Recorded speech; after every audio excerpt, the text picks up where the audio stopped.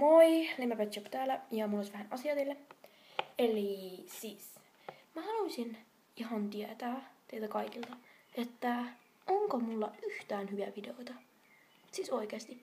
Joskus mä vaan ajattelen, että mulla on tosi hyviä videoita, mä oon niin hyvä.